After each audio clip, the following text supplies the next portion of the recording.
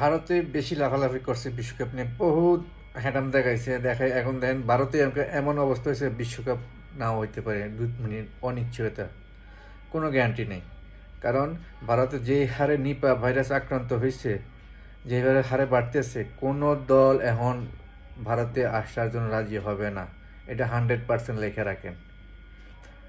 আর পাকিস্তান, ওরা বলতেছে যে পাকিস্তান যদি বয়কট করে বাংলাদেশকে আইসিসি সুযোগ দেবে, স্ট্যান্ড বাই রাখছে।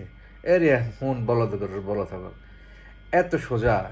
পাকিস্তান কী কারণে বিশ্বকাপ বয়কট করছে? বাংলাদেশের কারণে, যে বাংলাদেশের সাথে অবিচার হয়েছে, এই কারণে পাকিস্তান বিশ্বকাপ বয়কট করতেছে। পাকিস্তান বয়কট করলে আর আমরা বাংলাদেশের প্লেয়াররা, মানে আমরা বাংলাদেশের থেকে যাবো আবার ওদের জায়গা নিয়ে আমরা খেলবো, এই এতই কি বোধাই রে আমরা? হ্যাঁ, আর তোরা আইসিসি আর বিসিসিআই একই, যে ইন্ডিয়া সে আইসিসি, সে ইন্ডিয়া। কারণ জয়সাহ হয়ে রয়েছে, হেতে যা কথা এক পক্ষ কথা। আজ যদি মানে আজকে এখন মানে এই অবস্থানে যদি আইসিসি যে চেয়ারম্যান, যে এখন সভাপতি, এত যদি ইন্ডিয়ান না হইতো, অন্য দেশে হইতো, কিন্তু এতদিনে সব কিছু ঠিক হয়ে যেত।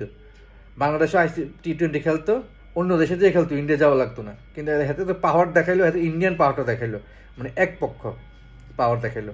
তো এখন দেখ, কোন আল্লাহর মায়ের দুনিয়ার বাহির। এখন দেখ তোর দেশে আমরা ভাইরাসের আক্রান্ত দেশ, এই দেশে কে খেলতে এবো? তোদেরকে T20 যে আয়োজন করছস, ওইটাই তোদের লস, ঠিক আছে?